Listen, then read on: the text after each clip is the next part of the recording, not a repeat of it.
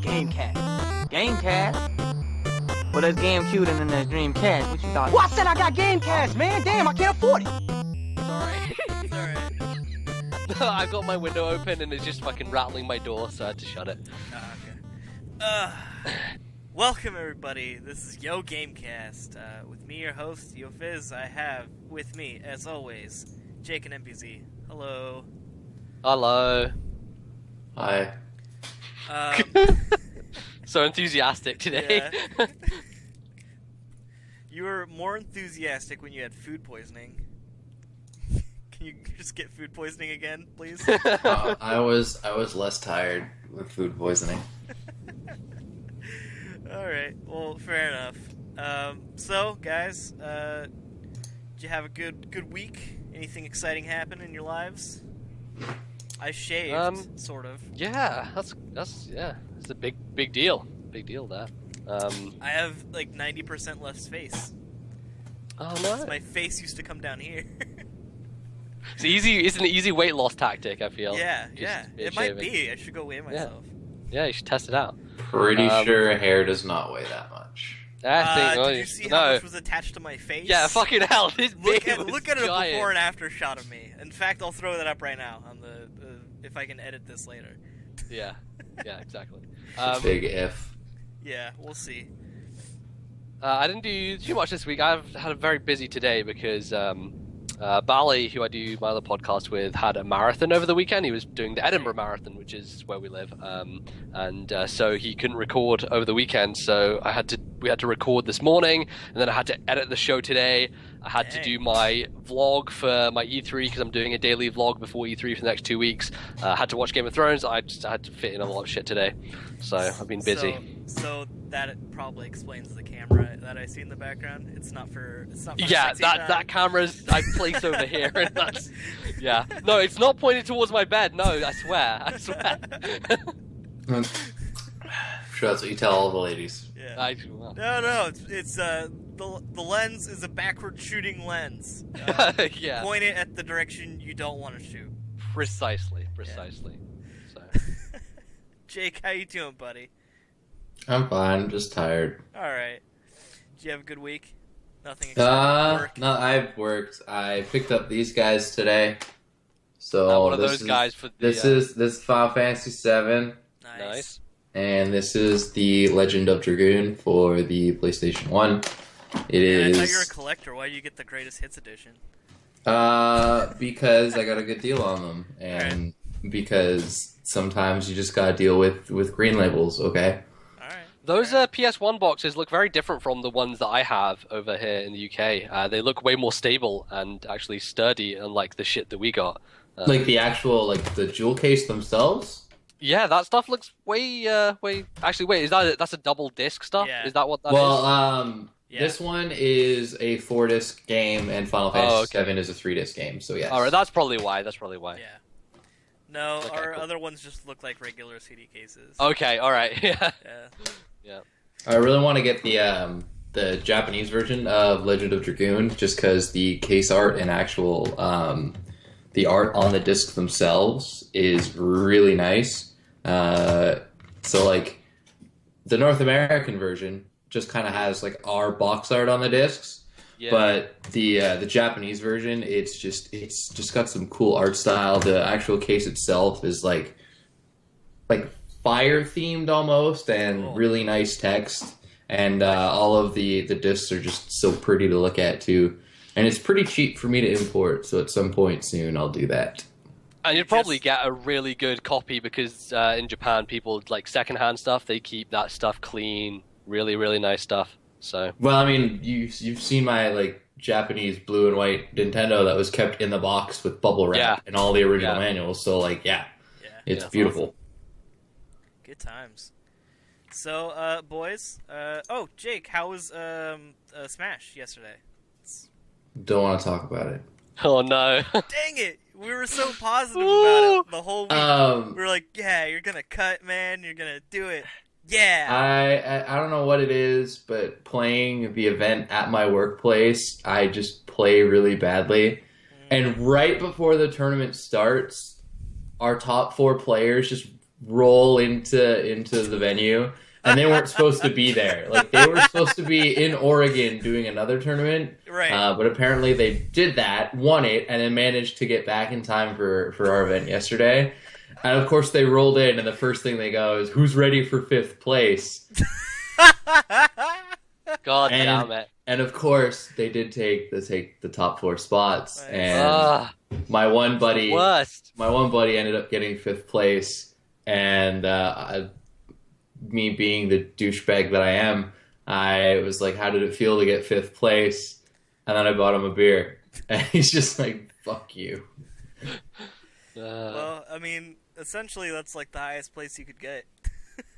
Well, I mean, the thing with I mean, that's a moral victory. Like, well, the sort thing of. with Brian, the guy who ended up getting 5th, is he actually almost took out our number 2 player in a very close set, and has taken out other players above him in recent events as well. So, like, he had the potential to make top 3, and the crazy thing was our number 1 guy, who still ended up taking the tournament overall, but he lost in winners finals, which meant that our hero and my boy Jake, he ended up getting 2nd for like the first time ever. He always loses to our number 2 guy, and for like the first time it didn't happen, and it was beautiful. I never saw that man happier than when he knocked Big D into the losers bracket. It was great. Nice. Yeah, good times. Well, bummer, though, but sounds cool. Yeah, I mean, I don't know what it is, and I think it might be our rule set and whatnot, and I need to talk to my boss about it. But like, our tournament seems to be getting smaller and smaller every month, and we do get a lot of like casual players who don't come out to tournaments very often, and I think a lot of them have become like discouraged from coming because they play casually and they get their ass kicked. Yeah. But the way the tournaments run, we do bracket pools and it's double elimination. So these people will pay their $10 to get in and play the tournament, and then get to play twice and then have to leave, essentially, which is different from like every other event that I go to where we do round robin pools, where you have to play everyone. So if in a pool you have 6 people, you at least get to play 5 games, and then you can potentially make it through if you beat some other people, et cetera, et cetera. So I'm going to talk to my boss about that probably on Tuesday, or if he's not working, which is probably going to be the case, I'll talk to him at some point and be like, "Hey, have you considered changing things?" Yeah. I don't care. It's just but you want relaying information from other people, right? Yeah. Because I'm kind of the liaison between the Smash community and my workplace. Yeah. Well, like, your workplace, assumedly, is cool. I was never allowed to go inside to it. Well, that's because there's a height limit at my workplace, That's and not true. you didn't. If didn't there fit the were, criteria. I would have met the height requirement. I don't know. Yeah, well, whatever. Fuck you. Sometimes a man's just gotta poop, Mike. Hey, I got no qualms with that. The law of the universe. So did you play anything else over the week? No, I had to work all week. I was supposed to have Saturday off, which I was honestly just gonna play The Witcher all day. And even if I did, it's not like I would be saying anything I didn't say last week about the game. Sure. It's a fantastic game. If you have it, you know that, and if you don't have it, you should buy it. Well put. Zed, I know you're kind of avoiding The Witcher because of the experience glitch. Yeah, so that cropped up like just before the weekend, I think. People were reporting that they were getting no experience for main story quests after, I think, the latest patch, which I was like, I'd been doing okay, and I think that I'd been gaining experience. I went back and checked on like a previous save and like reloaded a new one to compare, and it looked like I had been, but I was just really wary of it, because You know, Can't blame you a lot for of that. a lot of that game, you know, it's an RPG, and your level is pretty important to take on side quests. Yeah. I feel like there's enough content in the game where in the end it doesn't matter that much, and actually the developers said, like, don't be afraid to play it over the weekend. It's like, in the grand scheme of things, you'll probably be okay. But I didn't feel like wanting to risk it. So I haven't been playing it over the weekend, but it worked out okay because Splatoon came out, so I've been playing that instead. Right. Yeah. Tell the people about Splatoon. How's that going? Splatoon is a video game from Nintendo where you shoot people with the ink. Well put. Next topic. Next topic. No, I like Splatoon. I think there's a lot of concerns that people had about it, and I'd say a lot of that stuff you should be a little wary of because the game is content light in many aspects. You know, the maps aren't plentiful, and the single player content is short. It's really great and it's super cool, but it's not like a huge amount of stuff that you can get in there. For me, though, honestly, like, I've been having so much fun with it that stuff doesn't matter at all. And they actually just announced today they did like a micro Nintendo Direct, which was like these little tiny announcements that were mainly announced for the Japanese Nintendo Direct a couple of days ago, but they basically localized a couple of them. And they said that in Splatoon, they're putting in the NES Zapper as a weapon. And that's coming in tonight, so that's fucking rad.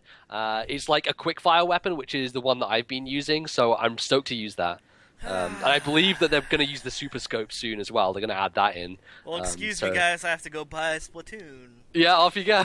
See you later. Yeah. So that stuff's great. And they're also adding a new map this evening, as well as ranked battle mode. So what they're really doing is, yes, there's not a lot of content at launch, but it is a deliberate rollout because they don't want people, coming in there, playing for a couple of weeks, and then putting the game on shelf again. They want it to be like, here's an update every week, here's a new map every week, we're adding weapons every week, so that people consistently come back and keep playing and keep staying in that ecosystem, which to some degree is pretty smart. But if you're someone who's a little wary and like, maybe I'll wait until there's more stuff in there, it's fair enough to wait off. As we talked about before, the price in the US and in Canada not being as good as here in the UK. I got it for about 27 quid, which is I'd probably it's do that. Totally worth it. Yeah. So I mean, even if it were like at 40, I'd consider it. But like a $60 game, I'm just like, I'll see what happens. But I am seeing around the net that people really do love it. Yeah. It's like if you have like a Tumblr account, you can't like go a page without seeing like some fucking Splatoon post. Don't look up Splatoon on Tumblr. That's advice for you. Don't. Or DeviantArt. Don't go to DeviantArt ever and look up Splatoon. Bad idea. Bad idea. Weird like hentai. Don't. Splatoon squid shit. That's gross. Yep. But like mostly, I just see like really cute screenshots of like people like making like SpongeBob memes within Splatoons. It looks like fun, good fun. Yeah, but I'm sure there's some gross fun out there too. There's a lot of gross fun, I'll tell you what. But yeah, no, I found it a little weird because when you're running around the plaza, for some reason the game locks to 30 frames a second, and it's really jarring because the rest of the game is so smooth and beautiful. And I'm like in a map, like there's so much shit going on, so many players spreading ink everywhere. This plaza is just like a standstill, empty area with not much happening, and yet they lock it to 30 frames a second, and I have no idea why. It's kind of a strange thing. It's not like it's a big deal because it's not affecting gameplay in any sense. But I just found that curious. And I'm seeing a lot of people with the Amiibo exclusive gear on, and Nintendo have not allowed people to. So basically, if you find someone in the plaza with a piece of gear that you like, you can basically order it from them. You can just click a button and it'll like pop to a guy, and you can then buy it from him later. With the Amiibo gear, it says not for sale. So if you're someone like many people who didn't get an Amiibo, and you still want that stuff, well, fuck you, basically. You can't get it because, Amiibo. I mean, that's fair. I mean, that seems fine to me. Like, non-sarcastically. I mean, it's okay because the gear is just cosmetic, really, at the end of the day. It's not like it's a huge deal. Like, you do get bonuses and stat stuff from it, but you can customize that on your own gear anyway, and you can kind of like lay it out however you want. So it doesn't make a huge difference. It's just some of that stuff looks really cool, and I'd like to have it, but fuck it, I'm not buying an Amiibo, so oh well. Yeah, well. What are you gonna do? not buy amiibos or have that gear, I guess. Yeah. Like I've said, I have a very small amiibo collection. It's like 2, and it's about to be 3, and I don't feel much pressure to push on beyond that. Yeah, you shouldn't do because it's stupid. So. If I had a game like Splatoon, maybe I don't know. I think one of the under-talked about aspects of the game, though, is the single player, and I've gone through about half of it now. And really, a lot of people I've been seeing online have been saying it's this mix between Mario Galaxy and Mario Sunshine, and I'd say that's pretty accurate. You know, the levels are pretty linear, and they are very self-contained, but really cool mechanics that they keep introducing, and it's that sort of thing where, like, every level they'll introduce a new mechanic, do a really cool thing with it, and then move on to another one. And they keep adding that and keep pushing on, and that kind of stuff just keeps you interested and keeps it fresh. So I hope that they can kind of maybe expand the single player if they do a sequel, even like add some DLC for it, because I think that stuff is super smartly designed. Nintendo great at that kind of platforming level design. So absolutely a good aspect of it. So Nice, right on. yeah. And you hit up anything else during the week? I finished Valiant Hearts, which has one of probably the saddest endings in a game that I have ever seen in my life.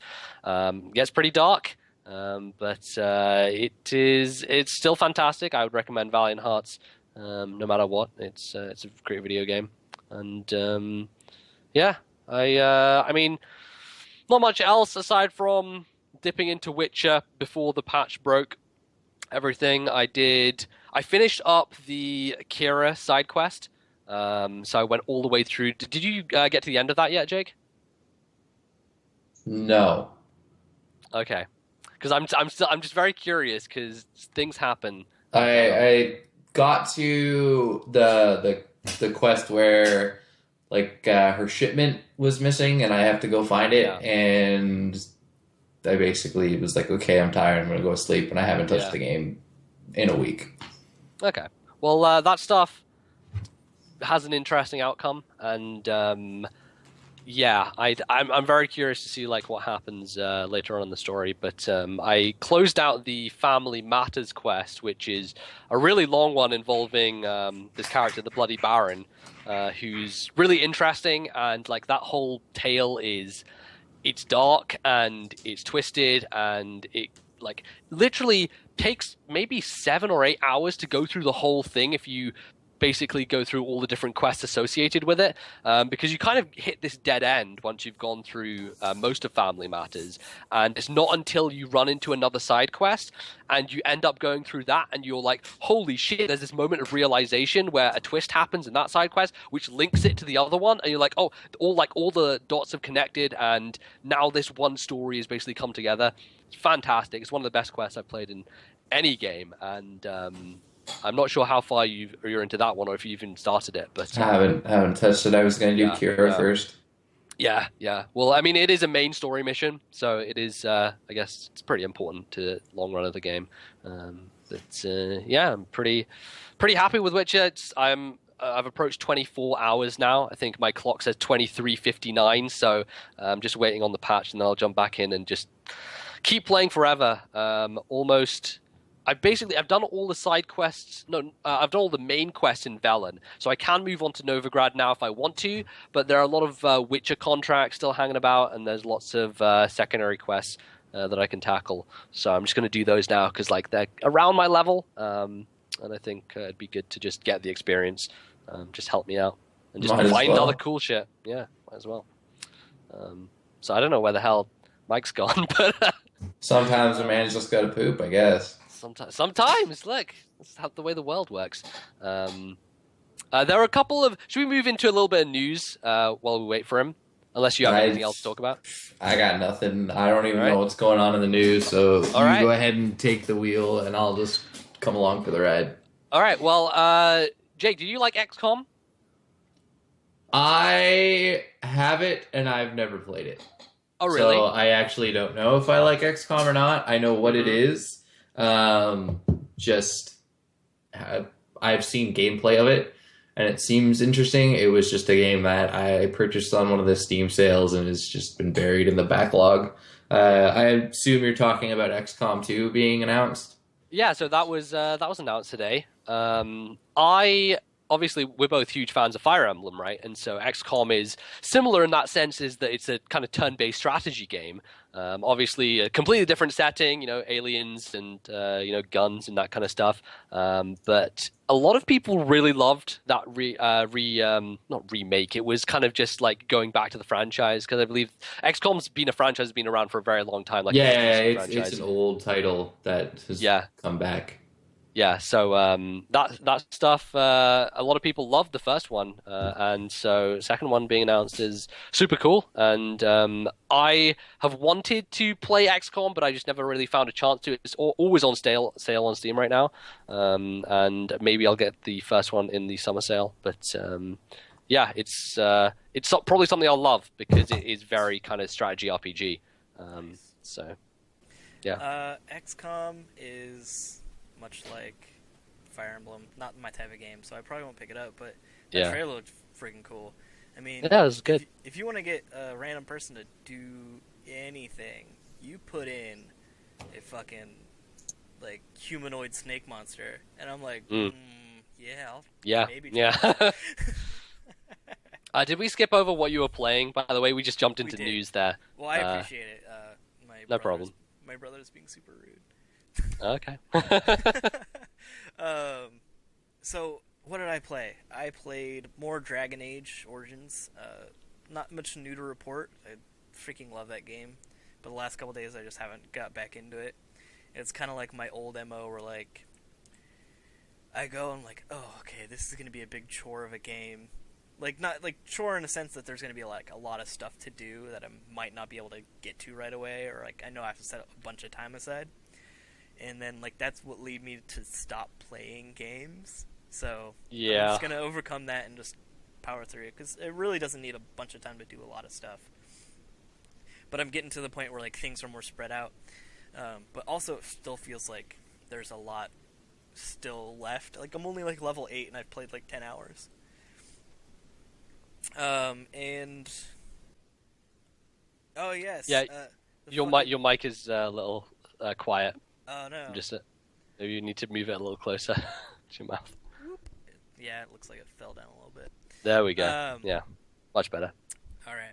So, there was a desire demon, which looks exactly like how you would imagine it to look.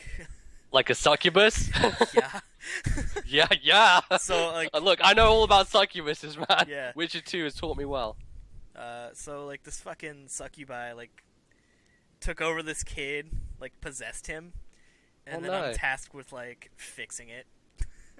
So, basically what happens, I found this thing finally, and I'm like, alright, I'm gonna kill the shit out of you, because I'm a monster at this point, and, like, she's all, look, I don't want to fight you, you don't want to fight me, and then I was like, oh, fucking, maybe you're right, maybe I don't want to fight you, and then she's like, I'll do you a solid, and I'll leave now, and give you a favor, but I'll come back later when you're done here.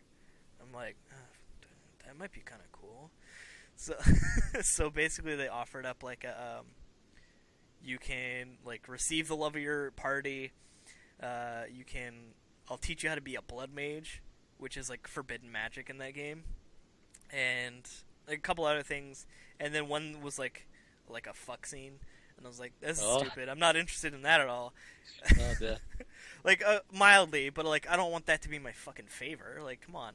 So, so I was like, look, make me a blood mage. Let's get this going. I want to be the most powerful, like, wizard chick in the world.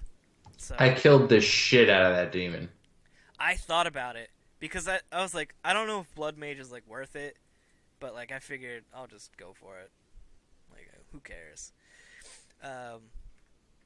But I played some of that, and I feel like I did. I played a new game that's in alpha right now.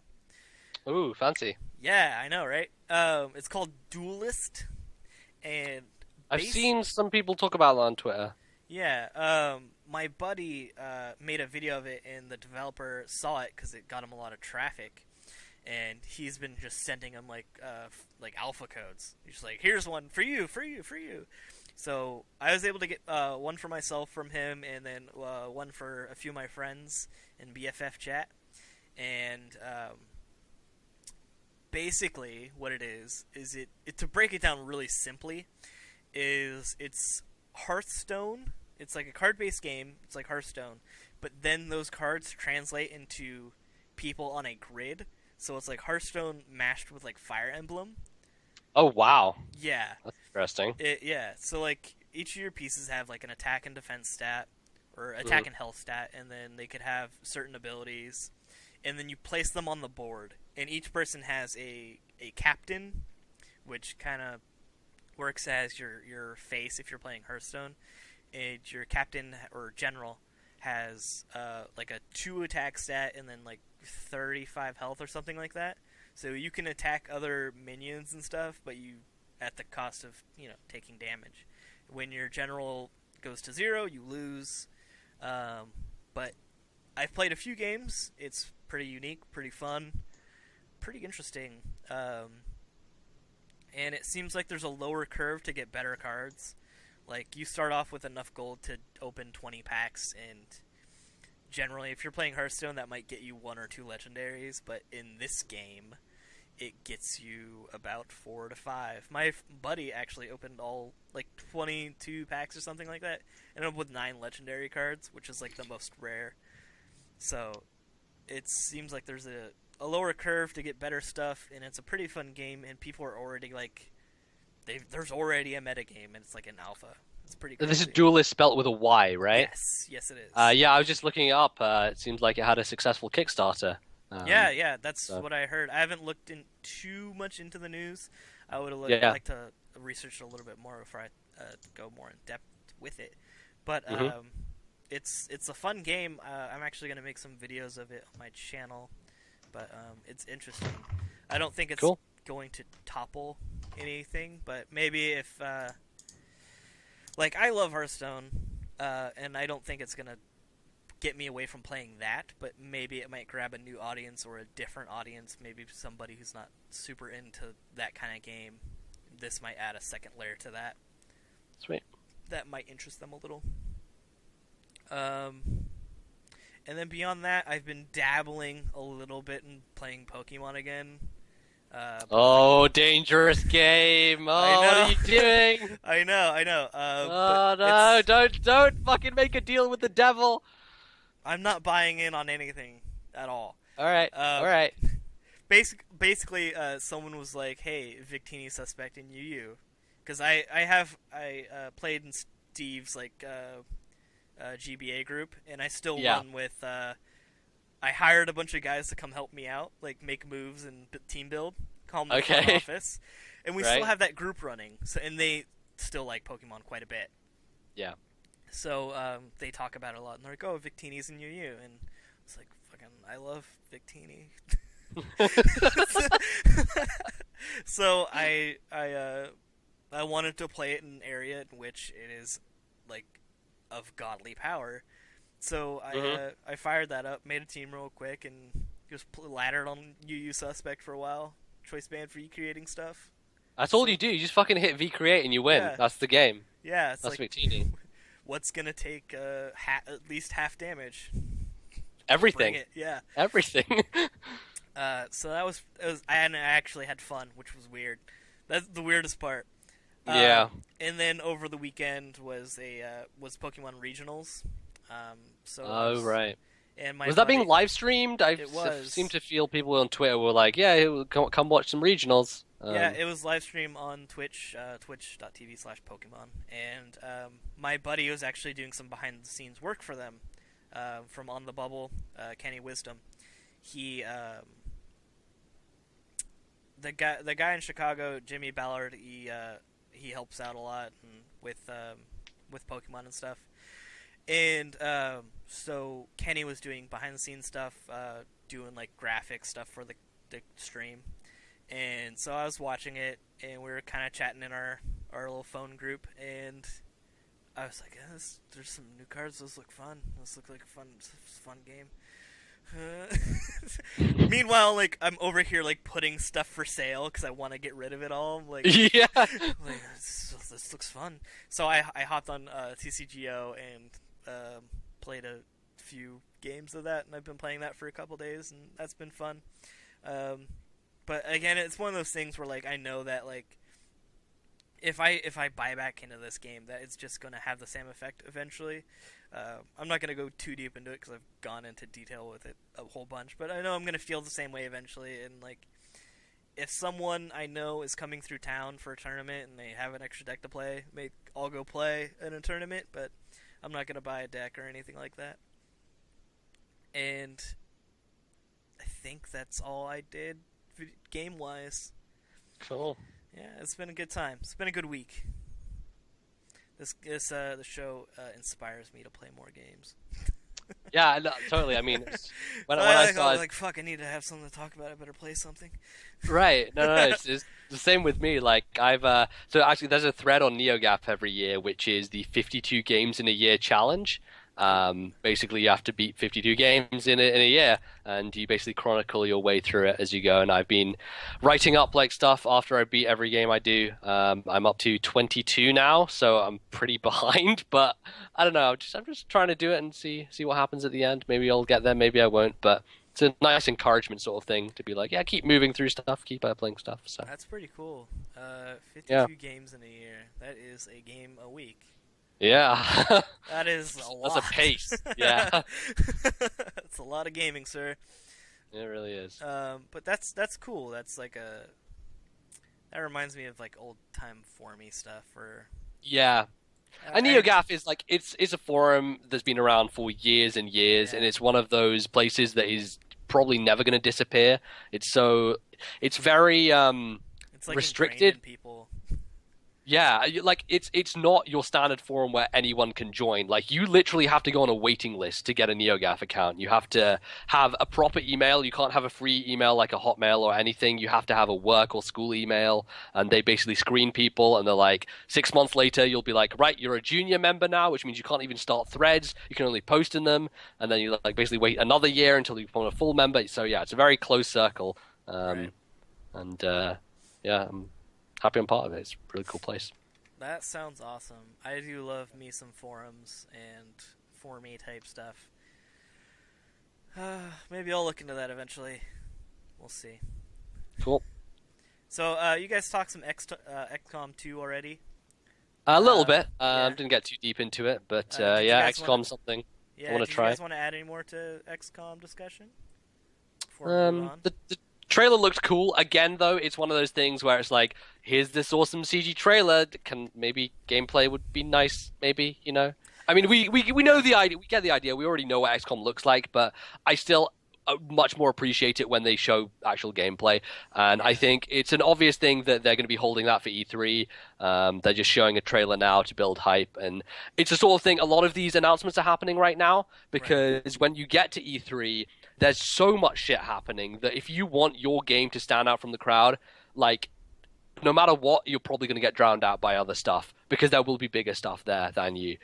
So a lot of developers try and get out ahead of E3 and be like, let's get our kind of moment in the spotlight with the press for today before everything else just hits the fan at actual E3 when that happens.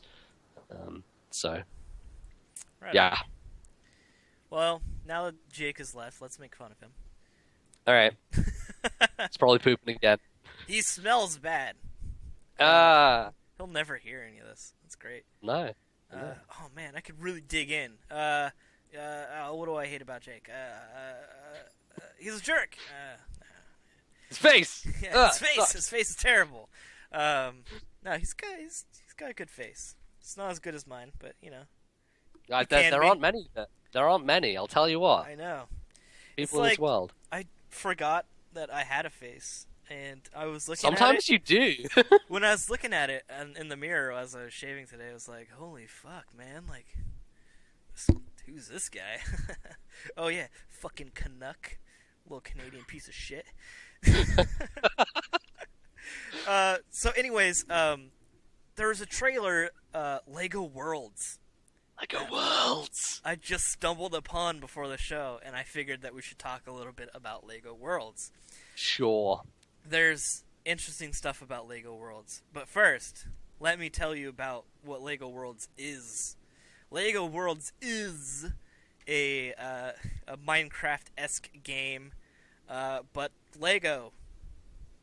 Does that add anything to Minecraft-y type stuff? Probably. Since everything's not a perfectly blocky block. There's different layers of fucking Lego-ness. There are different sizes of blocks. There's like half blocks and flat blocks and all that type of shit. And I was watching the trailer and I was like, wow, this is kind of cool because you can make more like roundish stuff and it doesn't have to be all pixely, which is not bad. They have in this trailer, like, I think it was Project Spark that did that like geoformation stuff, where it's like you like push up the earth and it makes a formation. Right. It has that, but it just builds out of Lego blocks instantly, basically. Yeah. Which is pretty cool if you're into that sort of thing. Yeah, Jake, it's less of a block by block, like piece it together like Minecraft, more of a like make a thing and plonk it. So yeah. Jake, did you get a chance to see the trailer of Lego Worlds at all? No. Fair enough. And honestly, I have no desire to watch it. That's fair. They're on early access on Steam. Yeah, okay, so this is something that I have an issue to take with. Yeah. So, the early access model has been abused by many developers, many shitty kind of indie developers, I feel like, on Steam.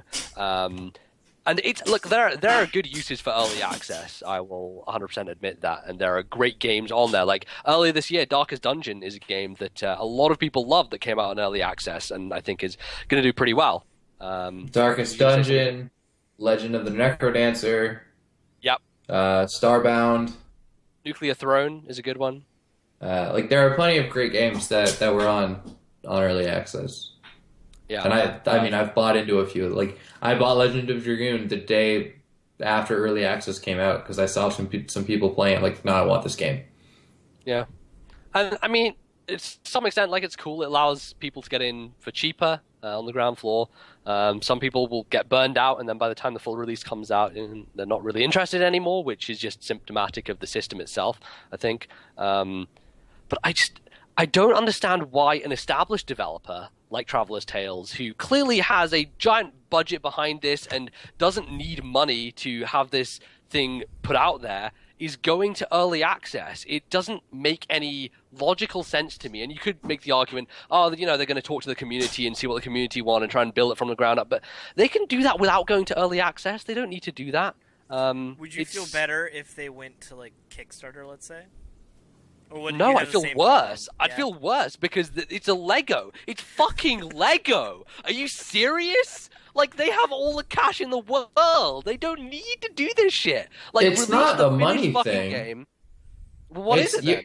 You're essentially buying into the alpha to test the game, figure things out. Like, I have no problem with that. It's the same thing Minecraft did. But why not just release the finished product when it's done?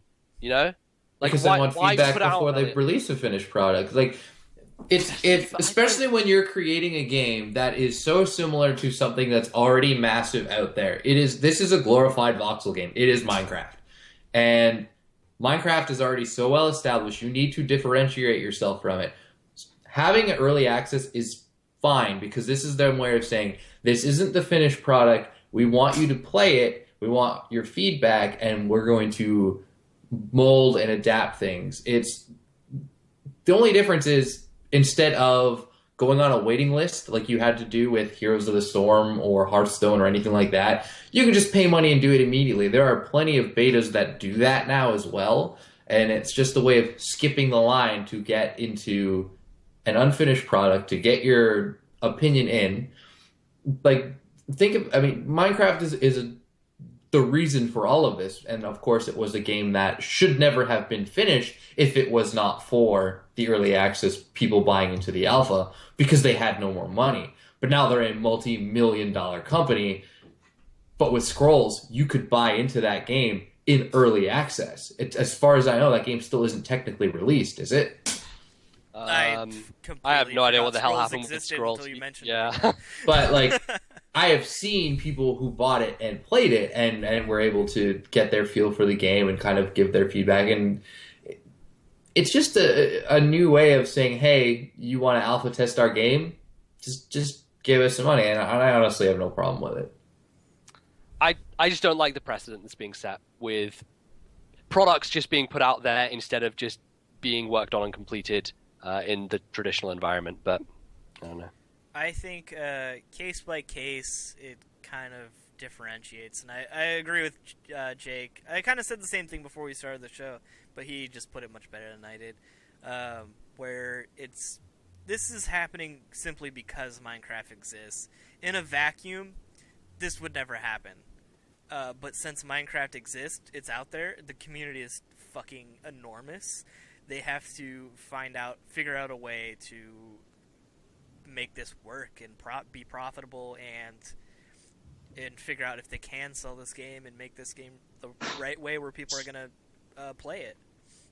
And here's the thing: this isn't like, say, The Witcher 3 or Arkham Knight or a more single-player driven story-based game. It's a voxel build your, like, it's fucking Lego. Like, that is something you need to kind of get feedback on because it's going to be so community driven as opposed to a very single-player heavy experience like your RPGs. I mean, hell, you don't even see a lot of shooters doing it, mostly because they come out like every 3 months anyway. I'm fine with it in the genre that it is, or an indie company that was, say, like doing Darkest Dungeon and things. I'm fine with those. But if, say, Warner Brothers came out and Arkham Knight's buy Arkham Knight in early access, then I have a problem with it. Yeah, I even have an issue with Frozen Byte doing Trine 3 in early access because that is a single-player like adventure game, and I really want to play Trine 3, but I'm not touching that thing in early access whatsoever because I feel like that's going to completely burn me out on it. I want to play the finished product, you know. I just want the end result. Thing with the Trine 3 early access, it's like 2 levels. It's essentially it's trying the game. Which honestly I'm okay with it.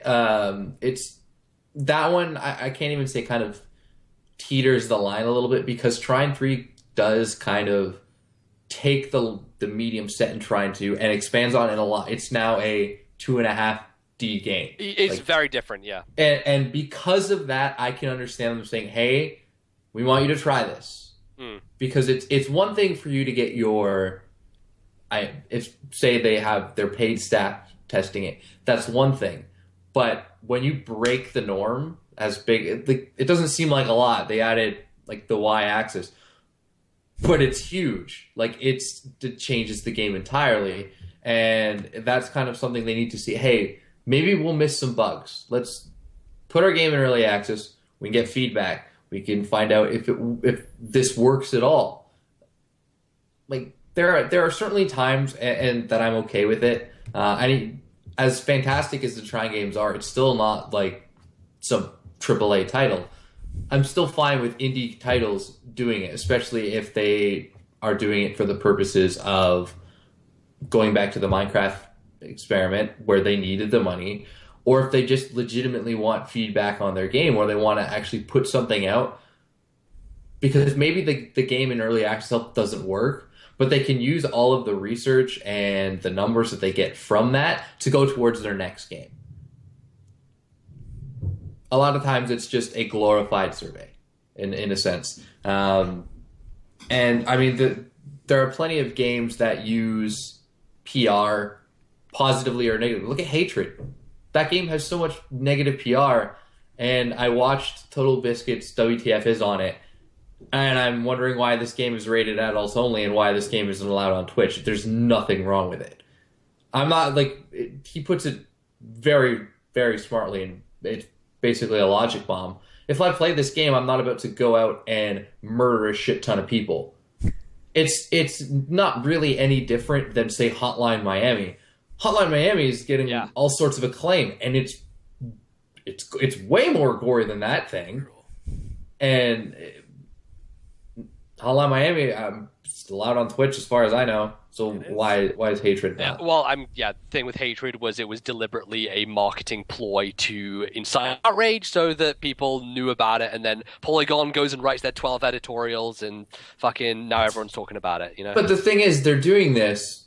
They should have, like, a lot of these people should have played the game in order to get their backlash. And the backlash is 100% unwarranted. Well, the backlash is based around a trailer, right? It wasn't based around the game itself. It was based around a trailer that was like, oh, look, and it's also because it's touching on a very touchy subject, and it's going to incite people because of that. But that's, Video games those have people been doing who... that forever. No, but I mean, like, the people who were marketing it knew that straight up and knew that they were going to get a lot of press because of it, and it was 100% fueled by that. So... It's funny because I don't even think it's still... They did all of this to build PR or to build... Like, now people talk about the game. It's not that good. Like, it's not going to be a successful game. Average shooter, so...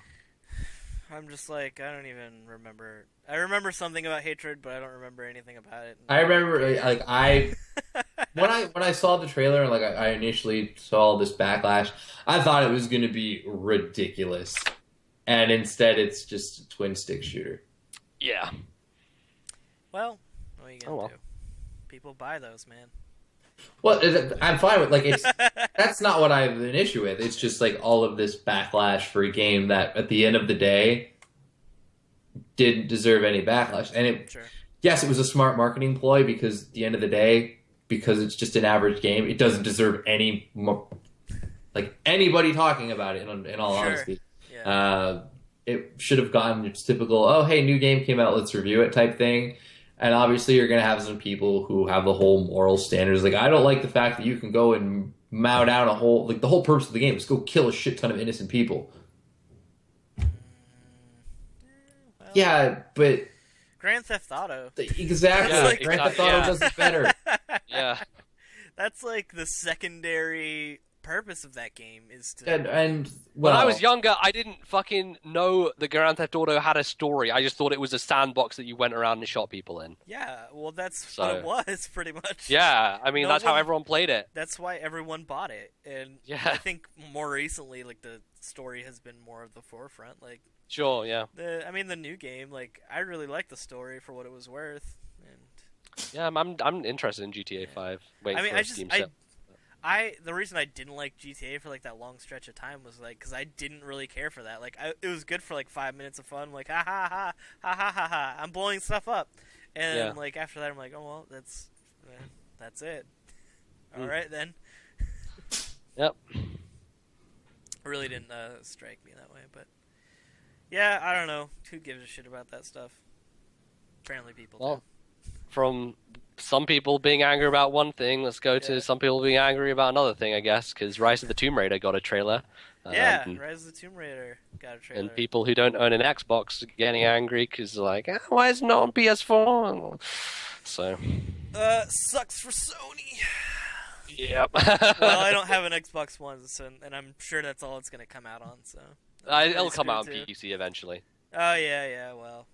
Yeah. Did you guys play the reboot Tomb Raider game? I haven't finished it, but I've played it. Yeah, I got like a couple of hours into it. It's one that I really need to go back to because I love what I played. It's a fantastic game. Like, there's absolutely no reason for me not. The biggest reason that I stopped playing it was my PC just wasn't running it at the performance that I wanted to play it on, and there's a lot of games in my backlog that were like that.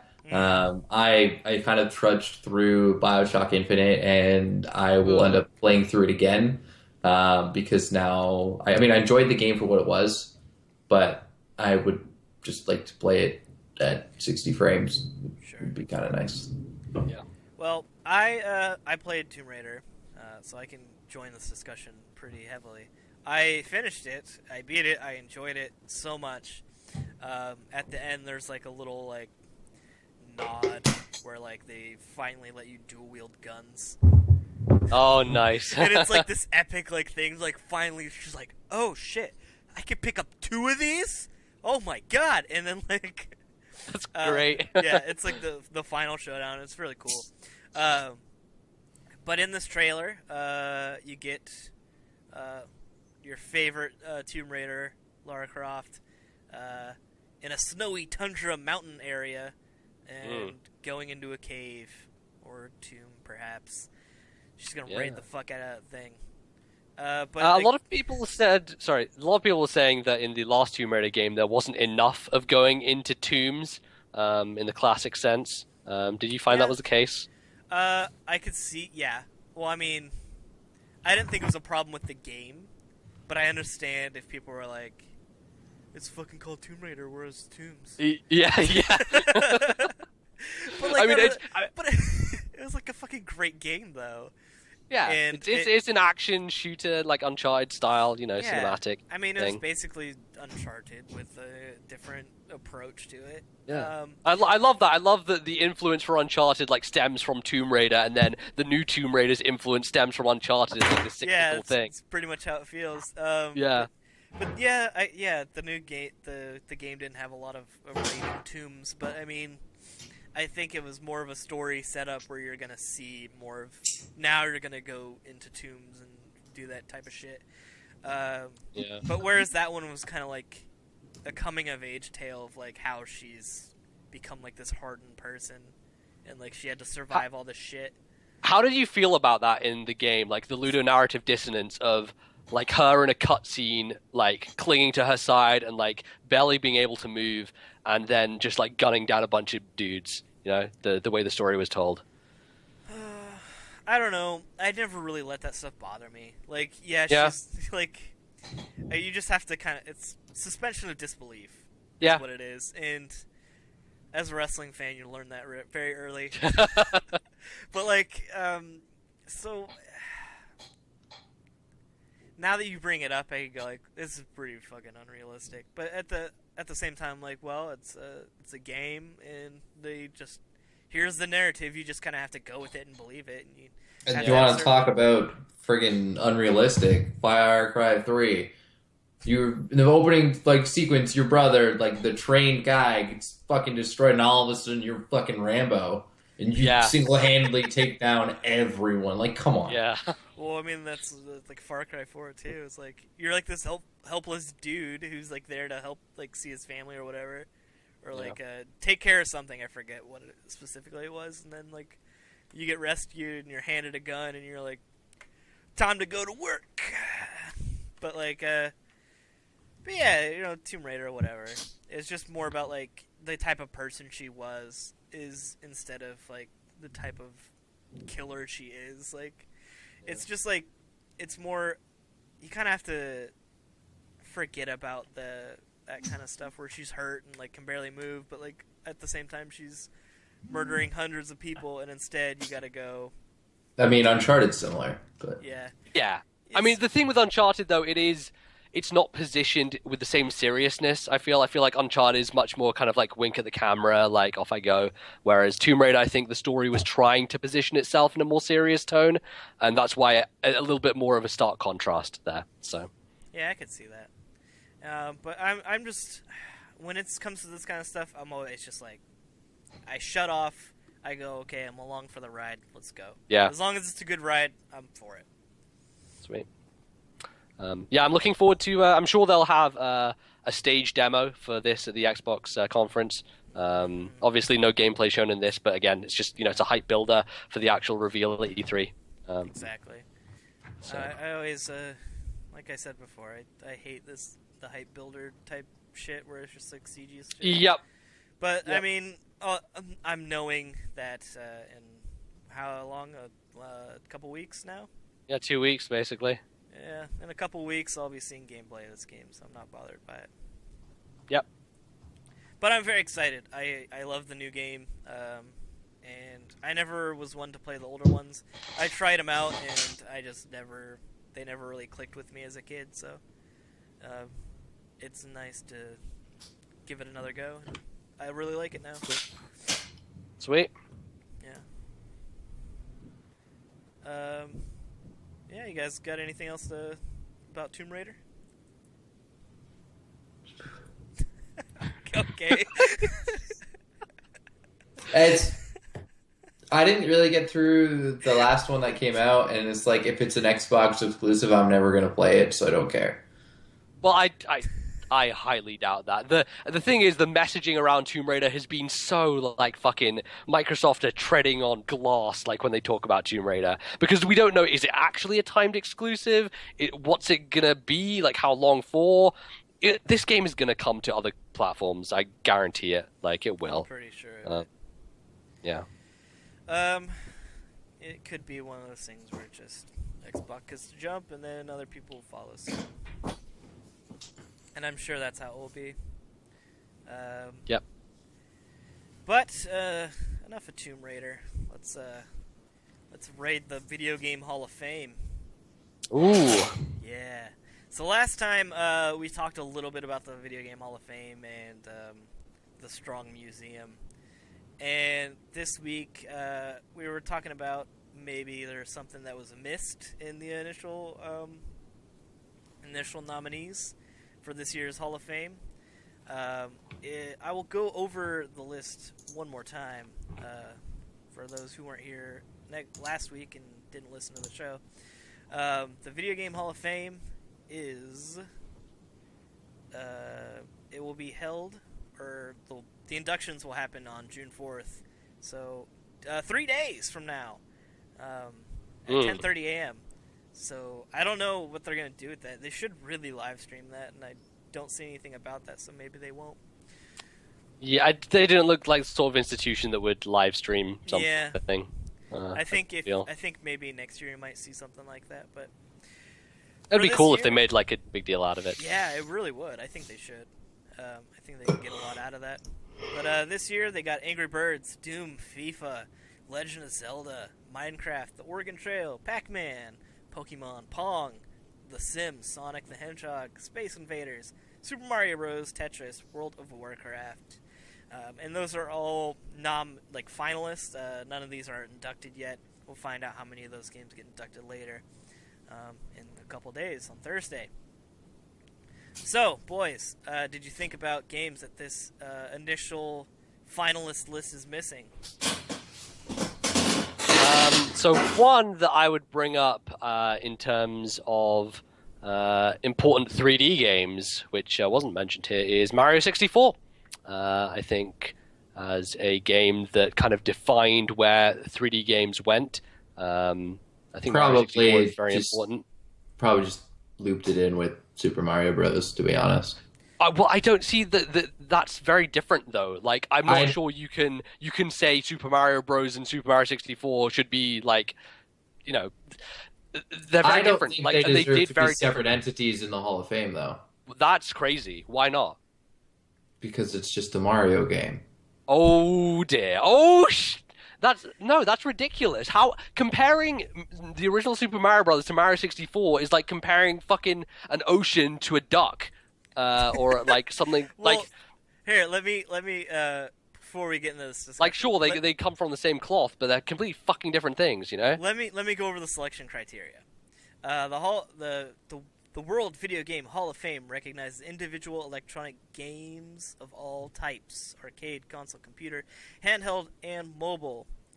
That meet the following criteria: icon status, the game is widely recognized and remembered; longevity, the game is more than a passing fad and has enjoyable popularity over time; geographical reach, the game meets the criteria across international boundaries; influence, the game has exerted significant influence on the design and development of other games, on other forms of entertainment or popular culture, society in general. A game may be inducted on the basis of this criterion without necessarily having met all the others. So I guess what maybe you're saying is it has mass influence across future game development after that. Yeah, absolutely it does. Mario 64 is like the blueprint for 3D games, and I just fundamentally disagree with the notion that you can say that Super Mario Bros. And Mario 64 can be thrown into the same pot, because they are so different. Like, I understand the argument if you say, like, Ocarina of Time shouldn't be in there, because if you think about it, the transition with Zelda from 2D to 3D wasn't that stark. Like, it obviously added a bunch of cool different things, but structurally and that, from a base mechanics perspective, it was very similar. And the same can be said of Metroid. And Metroid, when it went from 2D to 3D, it's a very similar thing. Mario is a completely different story. And as a result, I think that Mario 64 is absolutely a game that should be in the running. And it makes sense for it to be on that list. So. All right. Yeah.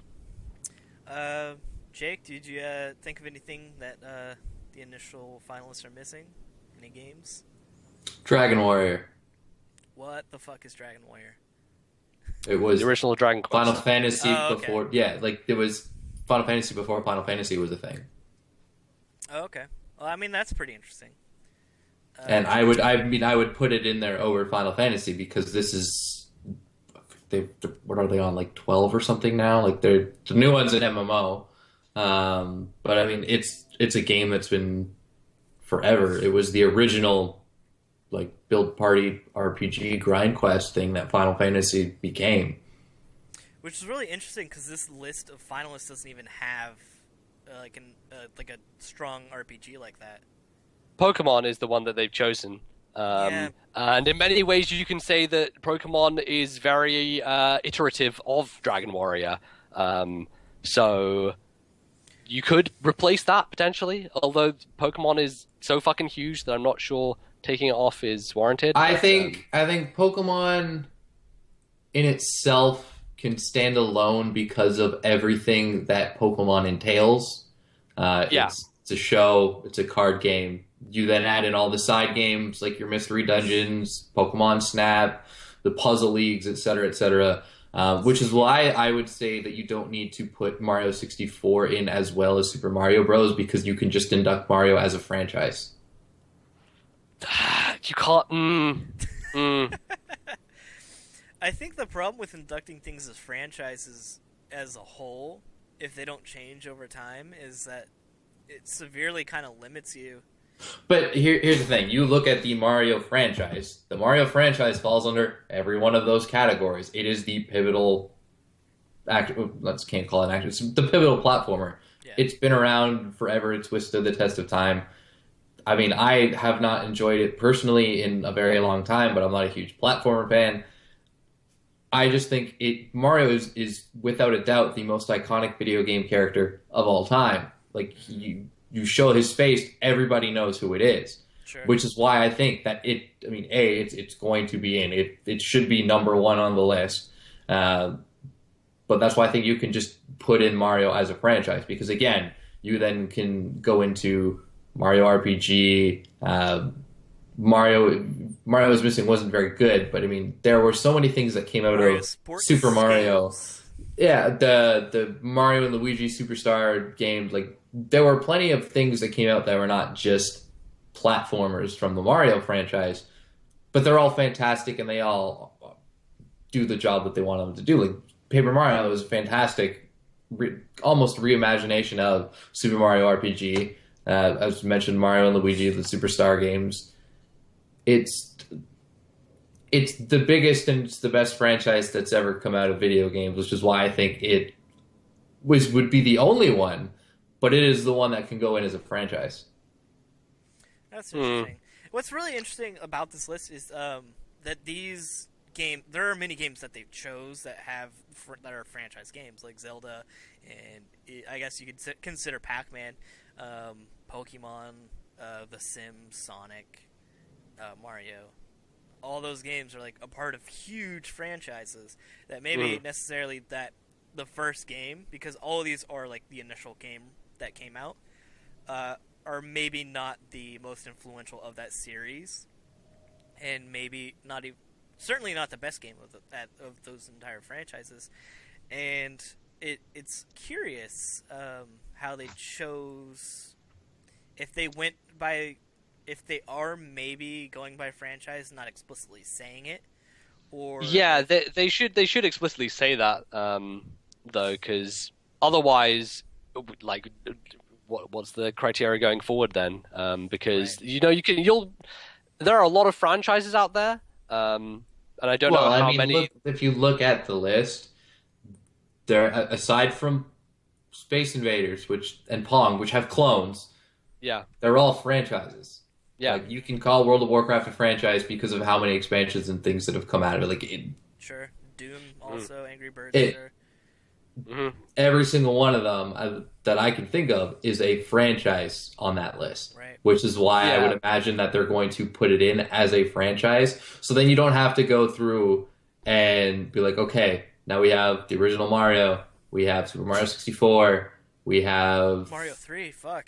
Mario 3, we have the missing level, we have Mario Maker, now we have Super Mario. Like, you don't need to do that. The thing is, like, they are like, for the descriptions, then they're referencing the specific game that they're talking about. They're not saying like it spawned this and did this. It's saying like this is the game that we are thinking about putting in. So I feel like they are just going for the games themselves, and it allows them over the years to keep this going continually if it is just on a specific game basis. Whereas franchises, eventually, I don't think there are a huge number of franchises that fit into the Hall of Fame. Like, how eventually it feels like you're probably going to run out. So, well, that's why I said Mario would be the only one that I would do. Just one this year. Well, like, no, in general, that would be the only, as a whole, the franchise deserves to be in the Hall of Fame. If you look at Legend of Zelda, you've got plenty of fantastic games in the series, but how many of them would really be put into the Hall of Fame category? I would say the original, because it was the original, and Ocarina of Time, mostly because everyone is all up on their high horse and consider it one of the best games ever made. Final Fantasy, then you do the same question. Like, I feel you as can a franchise, say the same it can't do it. I feel you can say the same about Mario, though. I feel you can say the exact same thing about Mario. Like, are you going to put Mario and Luigi Dream Team in there? No, that was like one of the worst RPGs they've ever made. Like, are you going to put Sunshine in there? Sunshine's a great game, but is it like genre defining like these other games are? So I feel like you can apply that argument to Mario in the same sense, honestly. I just think because of how big Mario is across the world, it, as a franchise, it deserves to be. It's the biggest franchise. Yeah. Like, there's no argument there. It is number one. It is the most recognized thing in the way. Like, even if it doesn't make the most money, like, Call of Duty makes more money than Mario. That's a fact. They release a new game every year and it sells a shit ton. It's an esport. League of Legends won't be in there because it didn't define anything in the genre or anything like that. But it makes a shit ton of money. It's recognizable. The thing with Mario is, even if, say, Sunshine basically just follows like the 64 formula, kind of adds a few things and it's prettier and whatnot, it's still the number one game in its genre. Like, I can't think of another. Maybe you can argue in the N64 days that, Banjo-Kazooie, there was Donkey Kong 64. Like, there were plenty of similar games that were fantastic. Nowadays, not so much. So yes, I could think that Mario, because of how iconic he is for the whole video game as just in general, I think it would be valid, and I would not be upset if they said, okay, Mario as a franchise is in there. And then, yes, you can kind of spotlight things as you go along. But like Mario 64 can get the nod as...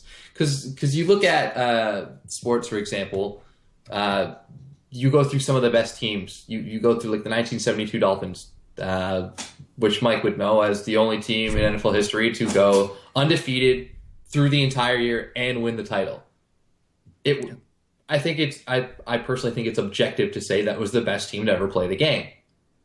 Would you agree with that, Mike? Yeah, totally. Just statistically, they're the only team that did it. Yeah. You can then go through and talk about individual players or groups and then put them in the Hall of Fame as well. But I definitely think that if you wanted to put the best team in there, it's the 1972 Miami Dolphins, until somebody else can do what they've done. Sure. Right, but then the argument comes down to definition of, is it about the player or is it about the team? So, and that's the issue here, is that we don't know, so we can't really make a judgment on what they're going to put in. But, I mean, you could maybe they're doing the thing where, like, since this is the first year, the like inaugural, like they want like a solid base of like here is the shit that like definitely has to be there, and so like they're not thinking about other Mario games, like maybe like because if you really open the doors, you go okay, well, like how many Mario games are Hall of Fame type games? I mean, it's probably a lot. You could make the case for a lot of Mario games that would be Hall of Fame games. Like, you could say the original Mario, obviously, Mario 3 for sure, Super Mario World maybe. You could make the case for Mario 64, or you could make the case for maybe one of the Galaxy games or something. Like, I mean, where does it end? So, I mean, I think really what they're trying to do here is get these bottom line, like, these obviously have to go in at some point. I don't think it'll be weird for Pokemon because like really what Pokemon game is better than any other by some well Pokemon is just rehashing the same thing and making it prettier, like regardless of which game you put in there, it's going to be red and blue because or red like you might as well because it's the one that coined the entire thing, right?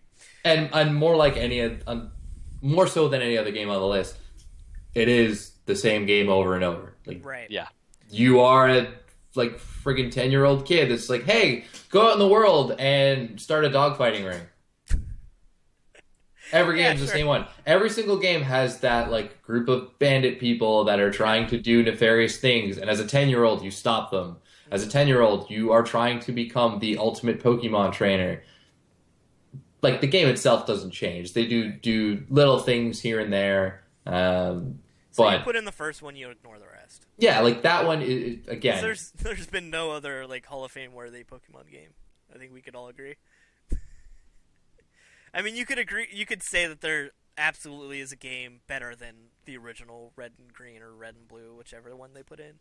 I mean, they're saying Red and Green, like the original Pocket Monsters Japan version. Japanese ones, yeah. But like. At the same time, you can't go like, well, you know, the Pokemon Heart Gold is the best Pokemon game of all time. That should definitely be in there. Like, just go. It's Pokemon all. No, once Pokemon's in, it's in. It's never gonna get unless, say, I don't know, there's a new Pokemon IP. Like, if Pokken becomes the greatest fighting game ever made, then you could say, okay, maybe that. But Pokemon as a whole is just, it's just Pokemon. It's the same thing over and over and over, which is why we've all gotten bored of it. Right. They don't have to, I mean, at the same time, they don't have to change the way the game works, because every time that they make a new one, there's still so many people that love the game, and it keeps the same, it's aimed towards the same generation. All the time. And, you know, that generation is we were that first generation in Pokemon Red and Green or Blue, or, you know, where it was when you were a kid. Right. And the formula never changed, and eventually we grew out of it, but now we're in our 20s. Like, that stuck around with us for a decade plus, right? Absolutely. So it's they don't need to change it. They're going to hit the same market. That market's going to be around for a while, and eventually they'll get bored. But they're going to get replaced with all the other 10-year-olds. Sure. I thought what was interesting about this list is you brought up League of Legends earlier, and there's like no MOBA on the list, and I feel like they're kind of missing the boat here on initial inductions with a MOBA. I think that would be a strong play. I don't know. There's only one that could do it. What would it be? They'd have to induct Warcraft 3 because of it. Because it basically started life as a mod, essentially. It was a mod for Warcraft 3, Defense of the Ancients, and, I mean, you could then, I mean, unfortunately, there are so many RTSs that Blizzard specifically put out with, I mean, StarCraft, Warcraft, and, like, Age of Empires, in my opinion, are the top 3 RTS games ever. Sure. Like, they're just the best. 2 of those are from the same company. Like, but the thing with Warcraft 3, if you want to go with a specific game, was the fact that it stemmed now the biggest esport in the world in MOBAs. Yeah. I mean, that's interesting. Yeah, maybe that's why they didn't do it, because it's a little bit of a complicated one to approach. And the other thing is, then you're going to get into the mobile argument in itself. Yeah. You got Dota, you've got League, you've got Smite, you've got Heroes of the Storm, and you've got a bunch of other ones. They're all similar, but they're not the same. And are you going to induct all of them? I don't think you need to. And I don't think, like, League of Legends, even though it was a game that I have poured probably thousands of hours into at this point, I don't think it's one of the best games ever made. I think it's game-changing for what it is. And if it did, say, get the nod, I would understand it from a standpoint that they're looking at. But at the same time, it didn't inspire other games. It just took the same model and just did its own thing. And that's the problem with MOBAs is there can't be a League of Legends 2. There can't be another game exactly like it. There's a reason that Heroes of Newerth completely died out when Dota 2 actually came out, because they're exactly the same game. There's literally no difference. So when you have two of the exact same game, one of them gets kicked out. Yeah. And that's the thing with MOBAs. You have to make it different in order for it to be played. And unfortunately, there are cases of great MOBA games like EA's failed attempt called Dawngate, where it was a fantastic game that they just decided to pull the plug because they didn't see Dawngate? Dawn, as in like Dawngate. Play that game. Hell yeah. You can't play that game because it's gone now because EA didn't see an immediate like mass appeal for it, which is Just dongs like knocking at the gate, trying to knock it down. It's a tower defense game where penises are flooding the area, trying to get into your castle. I think it's interesting to like. When you think about the Video Game Hall of Fame, you're like, yeah, that's an easy thing. You could probably choose some games and put them in. Sure. When you really think about it and like it gets down to like the discussion of it, it's a bit more of a complicated issue than you'd first imagine. So. It really does. So I think that they have kind of this idea what they're going for, and they do have a good list here. The game that I kind of came up with that I thought may be missing from the list is, and maybe they chose Doom over it. I think Halo should definitely be like kind of on the list. Because I feel like that game kind of changed like first-person shooters. It really definitely popularized it. I mean, for a console anyway. Yeah, you know, absolutely. it was the one that made the console shooter a thing, right? Yeah, exactly. Because it had been a PC thing before that. Yeah, I mean there had been like Call of Duties and the Medal of Honor and stuff, but like none of that was like super popular until Halo came around and really like changed the game. Mm-hmm. So I think that eventually you'll see that on the list, but I'm pretty happy with what they have here, and I'm excited to see what they do. There's another one that I have. Bring it. Fucking bring it. DDR. Yes. Absolutely. Yeah, wow, that's a good one. Yeah. Never mind. I was gonna say. I really don't have to add anything to that. I think the fact that you just immediately were like, "Fuck yeah!" Like it speaks for itself. Yeah. I was gonna say maybe like Guitar Hero, but maybe not actually. You could make the argument for the Guitar Hero. Obviously, it would probably have to get the nod over Rock Band. Yep. But not anytime soon. Yeah, I think you gotta wait and see if... you look at this list, and while there are some that you can argue should not be like first ballot Hall of Fame type things, most of these games deserve to be, and aside from the two that I thought of, and even then you could make the argument, well, maybe they don't deserve to be the first kind of inductees, and obviously other people made that agreement as well. But you're going to find games that, like in professional sports, might deserve to be in the Hall of Fame. But then you run into the argument of when. When is it a valid point for them to be put in? Because then you also have to keep in mind, what games are they being put in over? Yeah, what games are they being put in over? What games are we going to see next year? Obviously, whatever doesn't make it in on this finalist list, and then a few more, and then you have to have that discussion again. It's going to be interesting over the next few years if this stays a thing, and I hope it does. Cool. Yeah. So I think probably talked about the Hall of Fame ad nauseum for 2 weeks now. Yeah. But we'll check in next week and find out what got inducted. When's it happening? Is it sometime this week? Thursday, okay. And on the 4th, it says. Cool. So we'll know next week what got inducted. We can just talk briefly about it, and then sure. we could yell about fucking Angry Birds, even though by their criteria, it's totally understandable why it's there. Yep. Okay. I think. Oh, we do have one question in the email. Guess who it's from? Is it from that guy who does that thing? It is from and Sullivan. Talks about us? Yes, it's from Sullivan. Oh, I never would have guessed that. I thought it was some other guy. Okay. He titles it Johnny Questions. Love it. I get it, because it's Johnny Quest. Yeah, it's funny. He says, hey again. My question this week is, what games have sold a system to you? That's interesting. Ooh, boy. There's more. Usually I am wary about my purchases and wait for a system to be cheap. But when I was little, I always wanted a GameCube so I could play Lego Star Wars 2, the original trilogy. Attaboy. And eventually got one. Anyways, I hope all you gentlemen have a great day. So, boys, what game sold you a system? Any? I probably have two. Go. The obvious one is Pokemon Blue. Sure. I mean, Pokemon hit me first from the trading card perspective at school. Everyone was into those. Obviously, the anime was a big deal, but the video game was something I came to a little bit later.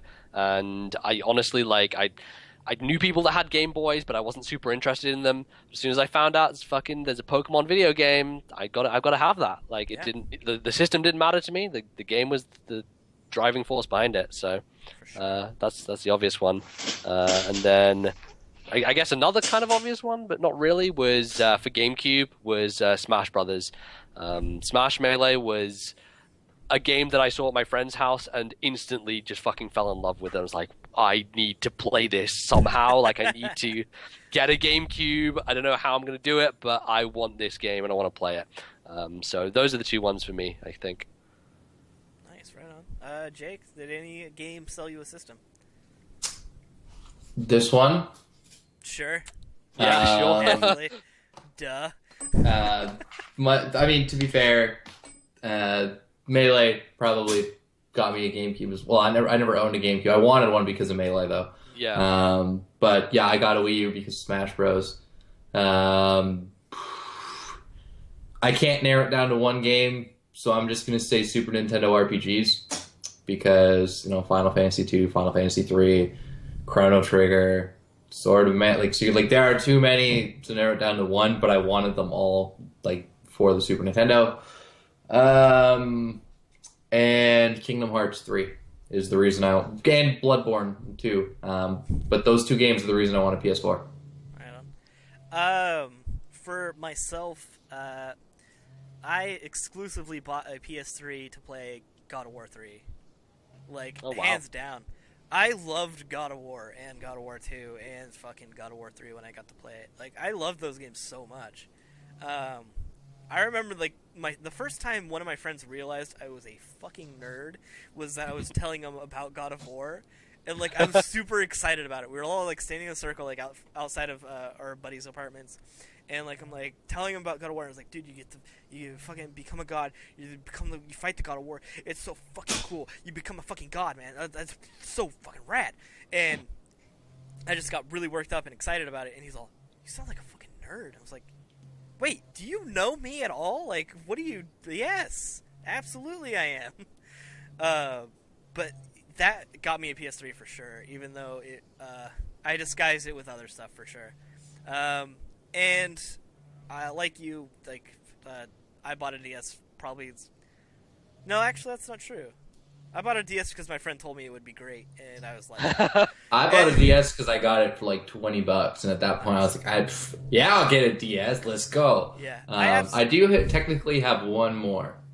Okay. Well, I built my PC so I could play Witcher 3. Fair enough. Mm-hmm. Yeah, okay. That's pretty extreme. I needed a new PC anyway, but Yeah. I built it specifically so that I could play Witcher 3 when it came out, because I've had this for like a week before Witcher 3 came out. So I built Witcher it. 3 is basically an $800 game. That's what you're telling me. More like $1,200 because I bought a monitor to play it on too. There it is. I could say the same only thing. $1,200 game in existence. I can say the same thing because I bought my GPU to play Witcher 3 as well. There you go. I mean, to be fair, let's be honest. There's so many really good PC games. Yeah, no, I know. To have it on. Yeah. But when I built it and I realized when I was building it, it was specifically done with Witcher 3 in mind, because I had a more budget graphics card initially bought because I got a really good deal on it. And then I realized I wouldn't be able to play Witcher 3 at max settings, so I instantly returned it and spent the extra money. Nice. Good call. Yeah, that definitely was a good call. And then finally, like, I bought a PS3 strictly for X and Y. Like, that was it. You bought a PS3 for X and Y? 3DS. Wow. What kind of game-breaking Holy hacker are shit, you? I want to know what that game is. I'm too good. Hook me up. No, Oh, boy. I bought a 3DS strictly for, like, Pokemon X and Y. Okay. Yeah, but yeah. Those are my two. God of War 3 and fucking Pokemon. I'm trying to remember. I think the first 3DS game I got was Fire Emblem, but I didn't buy it specifically for Fire Emblem. I think I just, again, I got a good deal on it, and I knew there were a number of games on the 3DS that I wanted to play. Obviously, Pokemon was included. I pre-ordered. What did I get? I got Omega Ruby. That's what I got. I had to think about it for a second. And you know, I'm sorry you did that. Yeah. I mean, I enjoyed playing through Omega Ruby. I fell out of like the whole competitive aspect long before both of you did. Yeah. It was just I still enjoyed the game for what it was. Right. I can't do that anymore. I've literally, because of competitive, the fun of the single player has been so sucked dry that I just like. Again, I left a lot. It made me quit the whole fucking series. It was that bad. I quit competitive long before both of you, Yeah. so I still had some time left to in the heal. tank. But it wasn't even that I required healing. It was just I knew I was getting to that point where I was hating the game as a whole. Right. So I just cut things off before I got to that point. And so when Omega Ruby came out, plus, I mean, I really did enjoy Gen 3. So when a remake came out, I was like, yeah, I'll play this. When the next Pokemon game comes out, whether if it's another remake, definitely not getting it. If it's What if like it's a another new remake game, of Gen 1? if it's a new game, I'd consider it, but like I would definitely be leaning towards no, unless I might buy it after the fact if a bunch of things happen. Because in all honesty, the stuff that happens after you play through the main story, I actually really enjoyed that. I think that was a great change from Pokemon. Yeah, the Delta series was really fantastic. Fun. That was the only part I liked. Exactly. That, I mean, to be honest, it was very similar. Yeah. Something like that. If the next game has another thing after the main game, Sure. that would be why I would buy it for another Delta series. I would just want it to be, more, because, Yeah, I mean, like MVZ said, it's hard to play a Pokemon game for what it is when you got literally as soon as but this is the thing, it's not about the fact that I've played it for 7 years. As soon as I knew competitive and as soon as I understood the mechanics on a deeper level, I could not enjoy any Pokemon game single player after that. Like, Diamond was the last game from a purely innocent perspective that I went through and was like, I'm enjoying Pokemon, it's a fun video game. As soon as Black and White came out, fuck it. This game is that was garbage. a shit game. Yeah. It was garbage. Fucking garbage. It was also garbage, but it was garbage. But, I mean, I didn't care so much about that. I mean, you guys have both played me in competitive. I never took it seriously to begin with. I mean, I think Mike is the only one between you two that has ever experienced Charlie Sheen, the Sea King. and it was Soak Toxic and the Soak Toxic Scald and Hidden Power Grass. That was the set, and it was beautiful. That sounds like amazing. Sounds Like great. it not legit, but amazing. it to this day, I think, has only lost one time. So fuck you. But yeah, I'm not knocking it. I used fucking stupid as shit. I used a man type for fuck's sake. Are Sure, you why serious? wouldn't Like, you? come on. It's got You the also smiley used, face. you also got known for the shuckle. Yes. Yeah. But like, because I never like did the whole like meta OU stuff, I think I got to conserve most of like my enjoyment for things.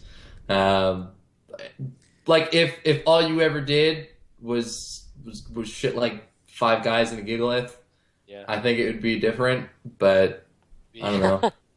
I don't know. I mean, it's that the shit whole, took like, a lot out of me. I'll tell you. Well, yeah, it's but the that whole, was like the whole. nature's thing. Like at the very least, like when I went back to trying to play like Pokemon single player like innocently, it's like, I have a physical attacking Pokemon and it's quiet, or no, it would be like Modest. like relaxed or timid, modest, like the Yeah. wrong, like Yeah. the very most wrong like ability, and I'd go, I have to try and let this go. Like this is not right. Like, because See, ultimately, I didn't even in the look game single at player, any that of my shit does not natures. matter. Yeah, It- like it I can didn't even help look a at my lot, natures but it until doesn't I matter. hit Delta Series. I was like, I don't fucking care. Yeah. I'm just gonna use this Pokemon because I want to, and I don't know. I'm pretty good at not giving a shit. I would shoot for, like, this is as good as I could get. Is like I'd be like, all right, not competitive abilities, was serious, docile, like it's like the neutral ones. Like I will take it. I will take it if it doesn't affect the stats negatively. Like that's fine, whatever. See that's why I never even bothered to look. They're just like, oh shit, it's Pikachu. I want to catch it, and I caught it, and then I never used it because it took me forever to find the fucking thing. I just didn't give a shit. Yeah, but yeah, you know, Pokemon bought us all a system. Probably, they really know what they're doing. Yeah, Well, they do. speak for yourself. I've never once specifically bought a console to play Pokemon ever. Huh. I either already had it or there were just other games that, as a whole, was like, okay, I can warrant buying this because there's a bunch of games. But you could say the same thing for Super Nintendo. But yeah, I never buy a DS or 3DS. I never owned a Game Boy. I bought my Game Boy Advance more for Mega Man Battle Network and Fire Emblem than I ever did for Pokemon. Sure. I I never. mean, owned those. I tried to. I had a Game Boy bought an Micro, Advance and on I'm eBay, sad. It never came. Well, that And sucks. like I didn't win the dispute on eBay. Like Aw, it was man. dreadful. I was out $40. It sucked. I had a Micro, and I to this day don't know what happened to it. That's a drag, man. That thing is so easy to lose that I'm not surprised. It was. I had it at a very low point in my life, and I think someone just stole it. That's a drag. Wow. Sure. Which is, I mean, at the end of the day, it didn't have a charger anymore. I don't know what happened to that. I think that I just lost. So I don't care. But yeah, that sucked because I had Fire Emblem in it, and I want that game back. Aw. Although that one didn't have it was in really bad shape. I got it at EV for like $5 because it had like no label. It was Oh, no. loose. And it was just like, yeah, we'll sell it to you real cheap. Like, done. Because I had emulated it at that point. Yeah. Yeah. Well, boys, Yeah, there you go. I think that's kind of it for what we have written down. Unless you guys got some last words, last thoughts. I'm probably never going to buy a Pokemon game again. Wow. So You heard deal it here with that first, as you will. folks. Deal with that as you will. I don't. I think that's a full statement. Whoa. I What bet- if Pokken comes to you? Are you telling me you wouldn't buy that? Okay, I won't buy a mainline Pokemon game again. I'm okay with that. I bet it gets you again at some point. I I bet it. They does. would have to do something radically different to change it, and with Pokemon as it is, that is never fucking gonna happen. You've been So- through this. You don't have to. It works. Yeah, exactly. They're not going to change it, so My there's no reason for me argument to. was not going to be Pokken. It was going to be, what if Pokemon Snap 3DS? Yeah, well, I mean, yeah. It's not But amazing. again, he just said non-mainstream. Yeah. Well, I know, but like that was before you said that. That was going to just be my argument. Because Yeah. everyone wants that shit. I'd take Pokemon Snap. I'd be cool with that. Yeah. I think it would be a better Wii U title than it would be on Yeah, 3DS. it would be. Oh well, yeah, sure. That makes sense. Because it would, and because of Fatal Frame, I would not be super surprised if it happens. Because they're going to be able to use the same mechanics that Fatal Frame will use in Pokemon Snap 2. Or Wii U, or whatever they call it. Yeah. Jake just confirmed Pokemon Snap 2. If it happens, At The E3 in Illuminati 2 is weeks, real. Pokemon Snap 2. You heard it here first. Boom! Prediction Could legit be made. an announcement. Could legit be an announcement at E3. Yeah. I didn't know Jake worked for Pokemon Company International. neither did I, man. Shit, I should be on payroll instead of working for shit wage. What the hell did you do? Jake, you really can, fucked it up. Jake, can you make the game where you go to all the regions and catch all the Pokemon, please? Jake, That's why. No, Jake, because that would That's have to be what- some sort of mainstream game that you would end up buying. No, the point I'm making is that's every fucking fan is like, Jake, do why this. don't you make a Pokemon MMO? Can you make a Pokemon MMO where you go to all the No, regions? because it's already You go to all the done. regions, you battle other battlers, and you can battle all the time. You battle everybody. You find Pokemon in the wild, and you go to Kanto, Johto, Sinnoh, and you go to the other ones too. Hoenn, Gen 3 confirmed.